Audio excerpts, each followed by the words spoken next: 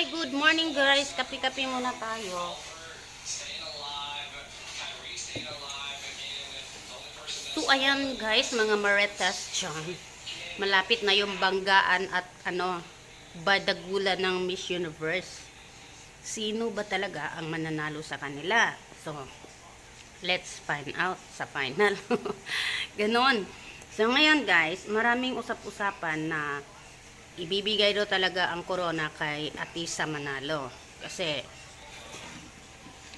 pinaghandaan daw ni Atisa Manalo ng sobrang tagal-tagal na panahon ang pagsabak niya sa Miss Universe para daw makuha lang daw niya ang corona. At saka yung mga previous years daw, gusto na daw sana ni Atisa Manalo pero ibinigay daw niya sa iba na yung mga nananalo previous years. Kasi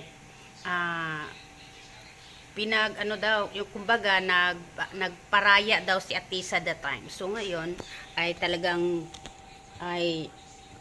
desidido daw talagang sungkitin nitong si Atisa Manalo. At ang sabi pa sabi-sabi chismes marites na ibibigay daw talaga kay Atisa Manalo ang corona dahil nga daw ay pinaghandaan daw ito ng sobrang tagal-tagal daw ni Atisa Manalo.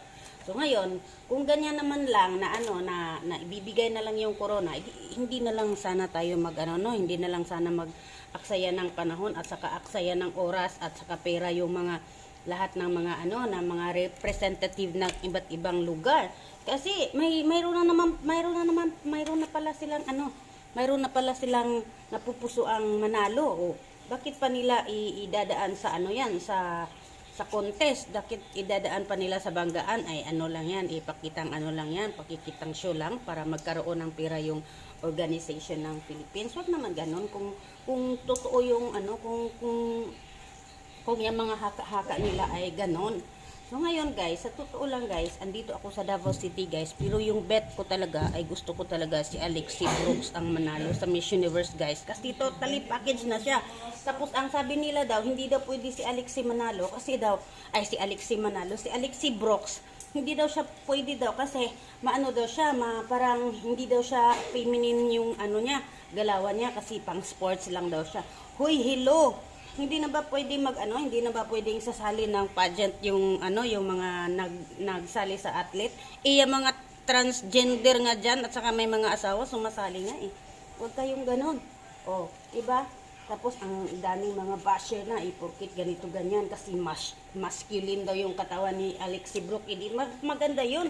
'Di ba? Para talagang pagdating doon sa Miss Universe, bardagulan talaga at banggaan, rampahan at rampahan, o 'di ba?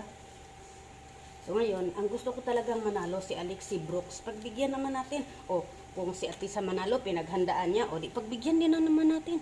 Kung sabi nila nakadala na daw ng karangalan si Atisa daw kasi nanalo siya sa first runner up siya doon sa Miss International. Si Alexi Brooks, athlete din naman yan Nagbigay din naman yan siya ng karangalan sa Pilipinas. O di ba patas lang sila. O ganon, idaan sa contest at saka idaan sa idaan yung sa patas na labanan, hindi yung porkit ang ilang beses na nagsali si Atisa Manalo, si Atisa na talaga yung bigyan ng corona. At saka pagdating talagang totally package na talaga si Alexi Brooks, guys. Wala na kayong masabi pa sa kanya, guys. Nasa kanya na ang lahat.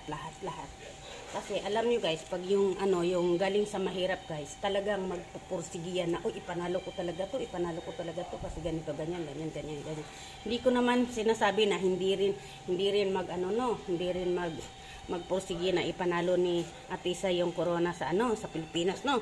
Pero mas maganda talaga na si Alexi Brooks yung manalo guys. Sobrang ganda kasi lahat tayo nagpapadala na tayo ng mga mapuputi, mga ganito ganyan, bla bla bla. So ngayon magpadala tayo ng Black Beauty. Padala na tayo ng mga andami na Indian na tayo. So ngayon magpapadala tayo doon ng isang Black Beauty.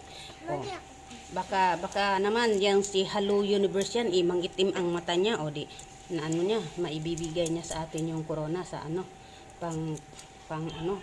pang-apat na corona natin. Pang-5 corona natin. Ayan na. So guys, supportahan natin si Alexi Brooks guys sa kanyang journey sa Miss Universe. para makasungkit niya ang corona guys. Lahat tayo. Hashtag Alexi Brooks for the win. Bye.